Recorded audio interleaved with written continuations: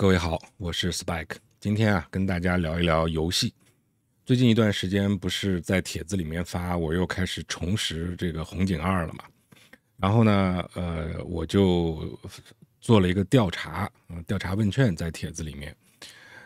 问了一下大家目前在我的观众里面玩这个红警2的情况。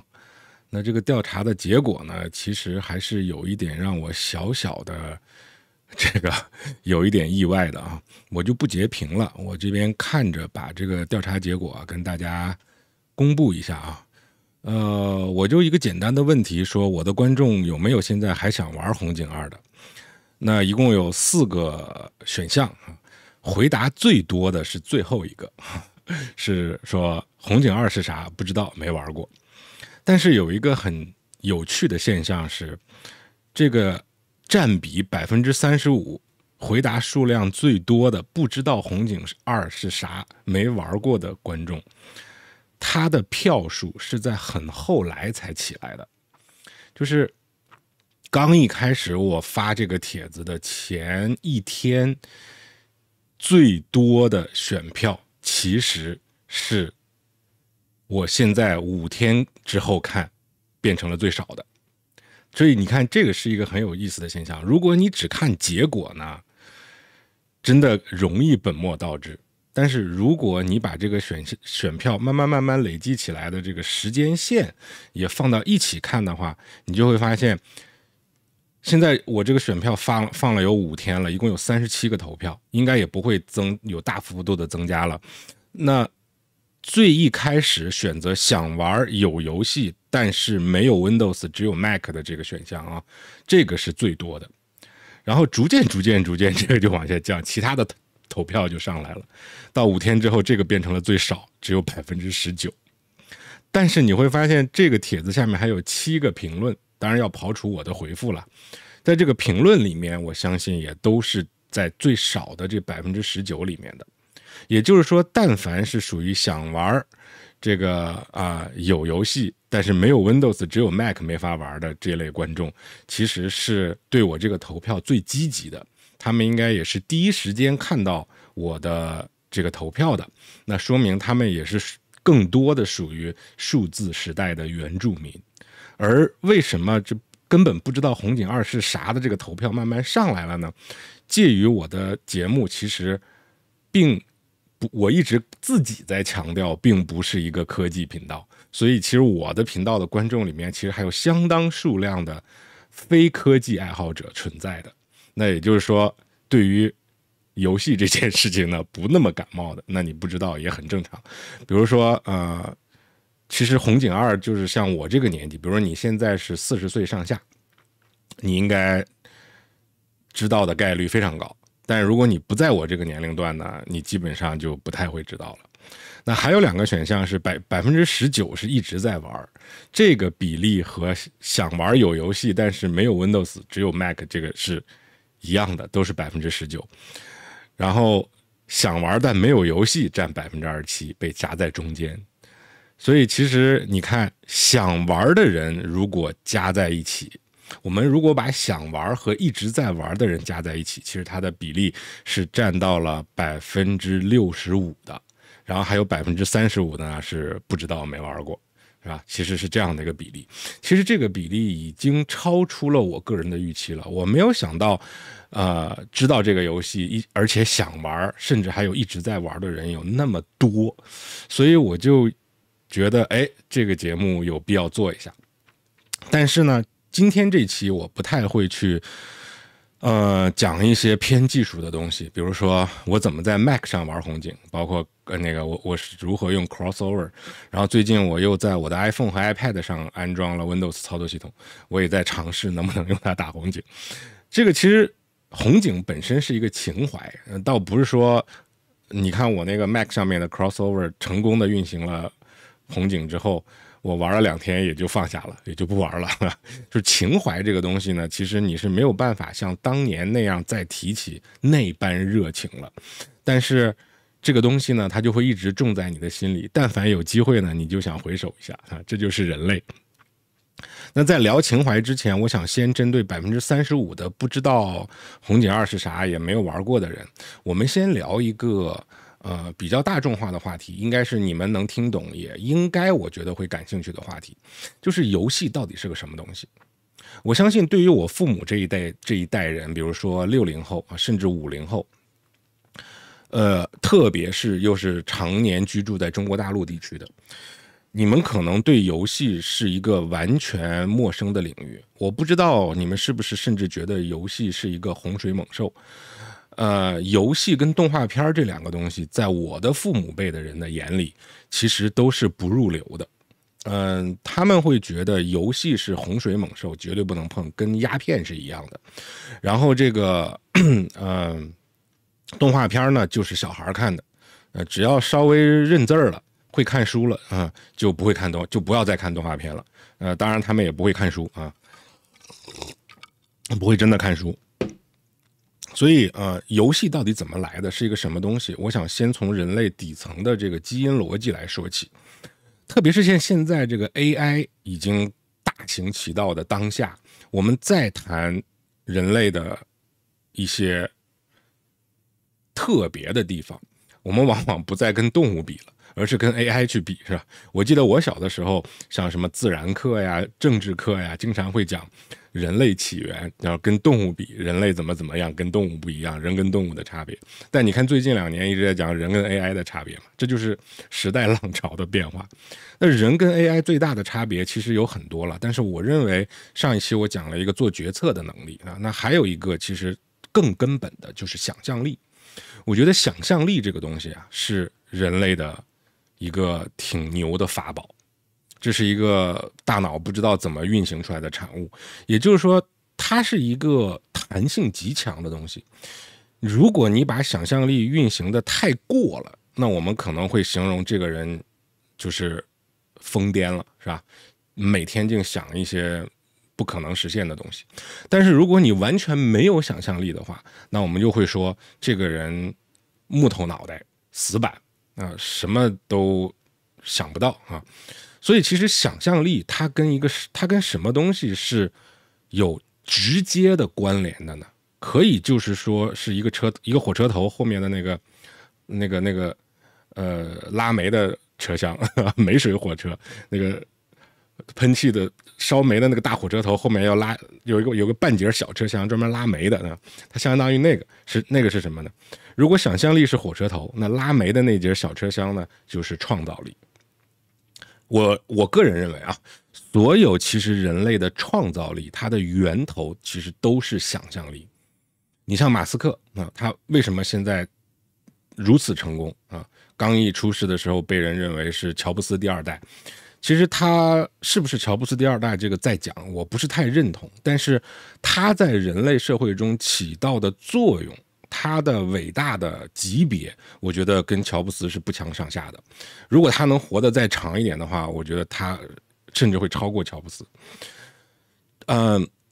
为什么？因为你看他的东西基本上都是靠想象力驱动的。我们每个人都拥有想象力，只不过或多或少。但是更重要的是，不同的人对于想象力的差别是，有一些人他能够把想象力落实，而有一些人呢，他是只停留在想象的层面。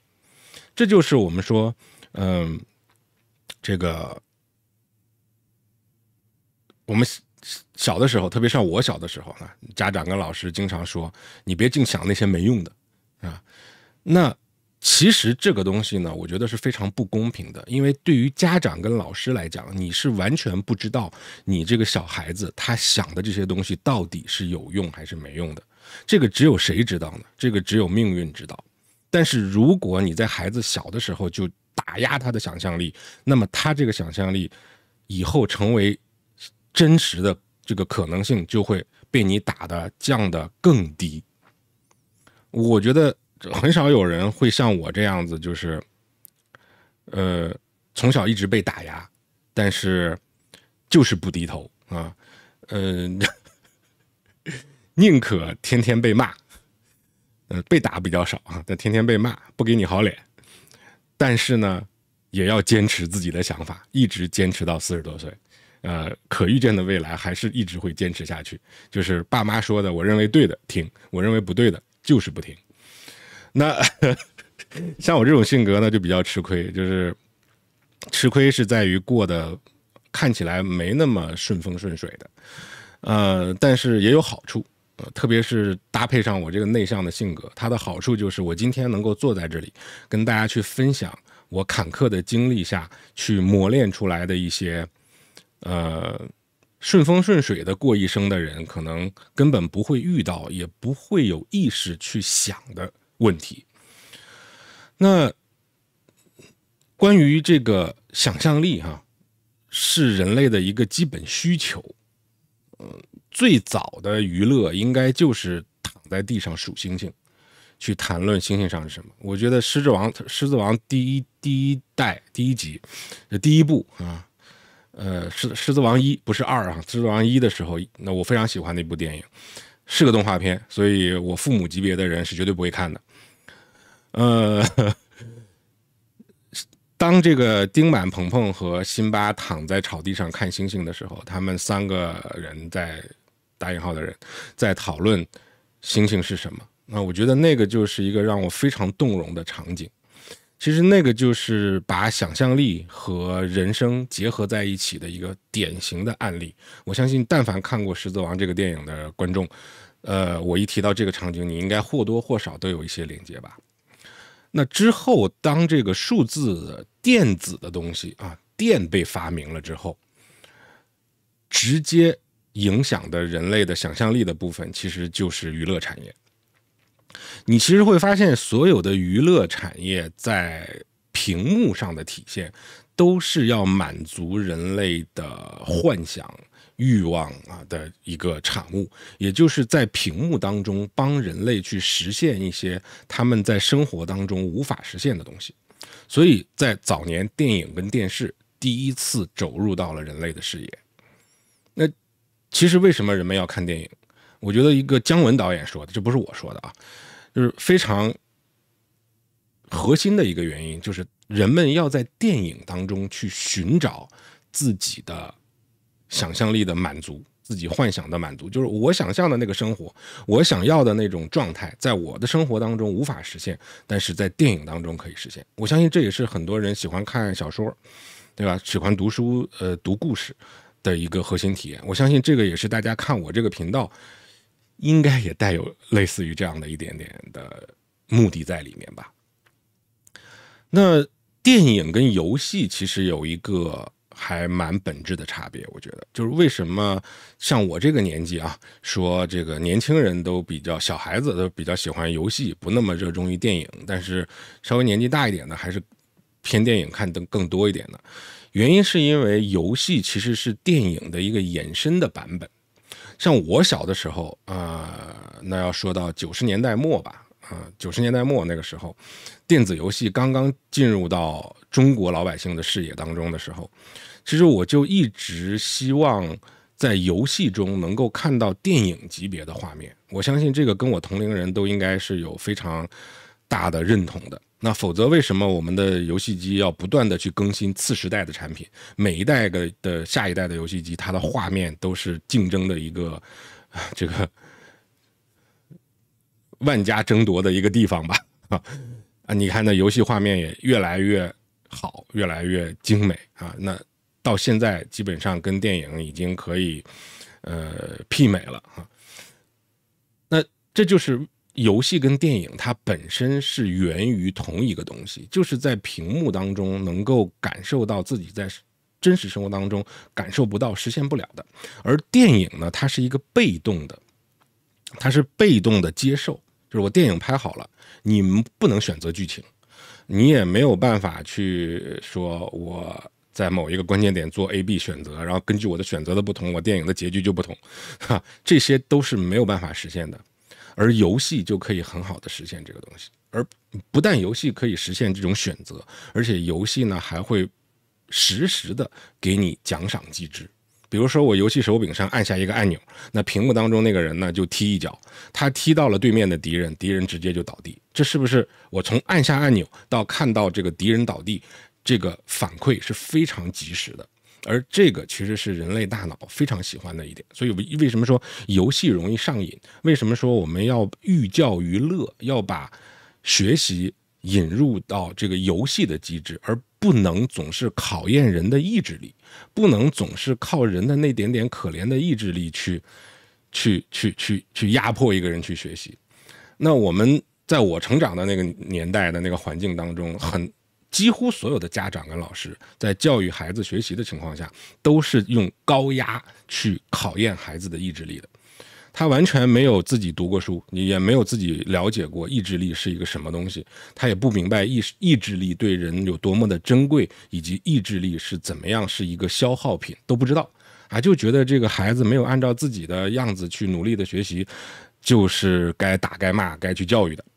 也完全没有同理心。在这个点上，他们绝对不会去想孩子这么样的去学习，即便放到现在的你们的身上，你们都受不了，你凭什么要求孩子这样学习？都不去想啊！这个时候人类的同理心全都没有了，完全把自己高高在上的摆在神坛上，俯视着这些比他们小的、没有收入的、靠他们生活的这些孩子，然后就去往死里压榨。这个是我非常痛恨的一件事情。那这些孩子就会变成很多像我这样，变成这么几种方式：一种就是屈服了，变成学霸。那我不是说所有的学霸都是屈服而成的啊，有那种是自己主观能动想要去学习的，这个我佩服。那还有一种就是屈服了变成学霸，就是为了讨好大人而去学习的这种学霸，有的，这是一种道路。第二种道路就另一个极端，像我这样的，你怎么搞我就是我不想学这个，我就是不学。所以我小时候严重偏科嘛，我喜欢的我就学，我不喜欢的你让我学我不学，我有能力学我也不学。就像我之前上一期视频给大家讲那个学英语的例子，是吧？我知道英语好了，在这个美国企业会晋升的空间很大，晋升了之后拿更多的钱，但是很抱歉，我对英语不感兴趣，我对当管理层不感兴趣啊，我不想管人，我只想作为一个普通的员工，面对我亲爱的顾客，每天能够跟他们聊一些我喜欢的事情，分享一些我热爱的东西，大家一起开心一下，我觉得这就是人生的本质。我现在就能开心一下，我为什么不开心？我为什么要就是强迫自己去做那么多让我自己又痛苦又不喜欢的事情，然后期待着将来有一天，还不知道这天能不能到来，那期待着那一天到来之后再开心呢？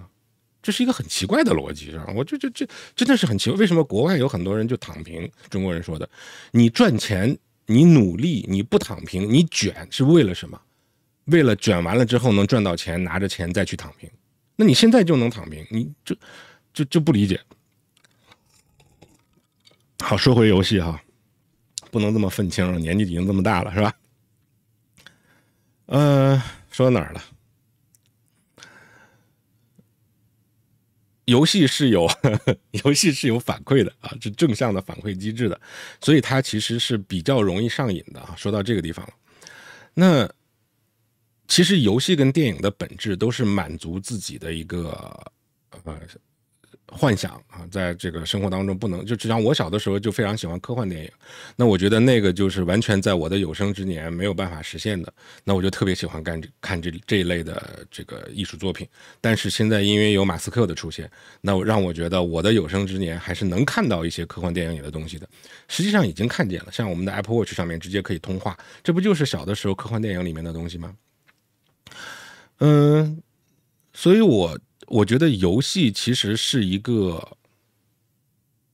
有人地方就应该有的东西，就是应该必不可少的东西。我不知道为什么我父母辈的人，他们宁可那么喜欢打牌、打麻将，然后就不能接受打电子游戏。就是如果因为他们年纪大了，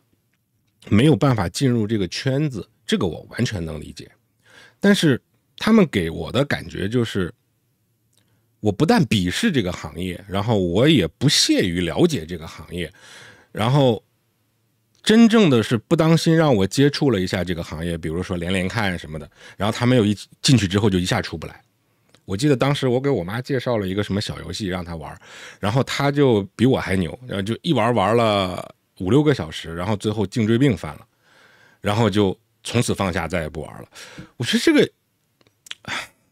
我无从置评，知道我没办法，我没办法，对于我的思维来讲，我没办法理解这件事情哈，所以以后也再也不敢推荐他游戏了。那其实你要问我的观点，我还是推荐就是不知道红警是啥，没有玩过的这一部分观众啊，你们可以，我不是说让你们真的去玩，你可以去了解一下。我们说 YouTube 是全球第2大搜索引擎嘛，您能看到我的节目，就说明您有这个实力。我为什么去这2天打算玩红警？原因就是因为我在 YouTube 上看到了这个人家打红警的这个视频，然后勾起了我早年的回忆，然后我就想我现在能不能玩，其实就是这样的一个逻辑。你可以不用真的去玩，但是你可以去看一看别人玩，然后去了解一下游戏产业，去研究一下这个游戏里面的设计理念和它对人性的把握。我觉得这个是一个跟你去看财经、去看政治一样有趣的东西，而且这个呢还能让你放松。但是这个需要有一点能力的人去，你别都像当年我妈去玩游戏一样，对吧？我一说你试试吧，哈，就一进去就出不来了。那我觉得这种呢，更加的让我不知道该说什么，就不知道该说什么。接下来就是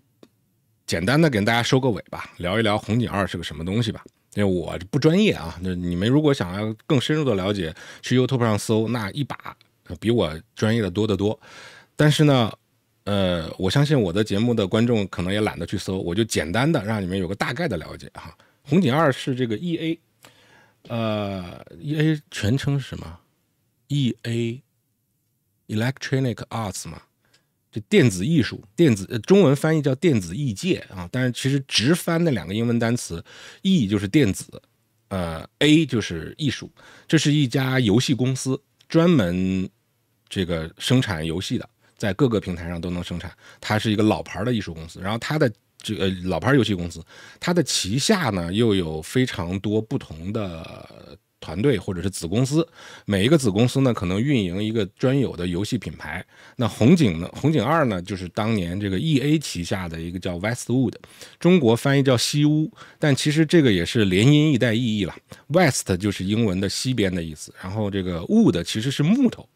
如果你直翻的话，它应该是西边的木头，但是它没这么翻，它叫西屋，我也不知道是哪个屋啊，反正这个不重要。就他们一直开发这个红警系列，那为什么红警系列会成为一代人的记忆呢？从红警第1代开始，其实它是 DOS 版本。那我相信我父母这一代人，你或多或少应该也有一定的概率是用过计算机的。那你如果是在早年用过计算机的话，应该接触过这种命令行的模式，对吧 ？C 点冒号斜杠，就这种命令符啊，就开机了之后看不到任何的彩色的，也看不到任何的画面，屏幕全黑，上面全是白色的文字，还都是英文，绝对没有中文。然后在上面去键盘上不知道敲些什么叫命令，然后回车之后就生成一大堆文字，然后你也看不懂，就那玩意儿。然后就是红警1首先是在这个 DOS 的平台上面啊，你敲一个命令之后呢，它就能运行这个游戏了。那个画面呢非常的马赛克，让我们现在看简直就是满屏幕的彩色马赛克。然后那一代呢我只玩过1次，现在印象已经完全没有了。但是那个年代是中国应该刚刚兴起网吧这种东西，现在网吧又没了。现在网吧好像不是上网用的了，干别的用的，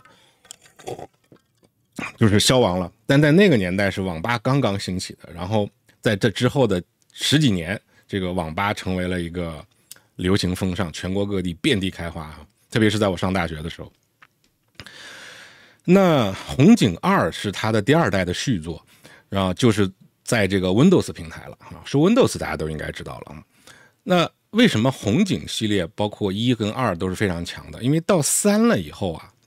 这个游戏的风潮跟网吧这种物体就慢慢的淡下去了。而且在红警2的时代呢，有很多的跟它竞争的产品依次出现，他们在很多环节里面比红警做得更好。而且那个时候我们中国也是婴儿潮嘛，不断有这个新生的能自己自主玩游戏的这个人类涌现出来，所以他就没有这个情怀，他就是刚刚入场的时候看到有什么就挑什么，那就很难再挑到红警了。所以红警虽然有第3代，但是玩红警3的人现在几乎没有，就很少，都是用它的模具来改红警2。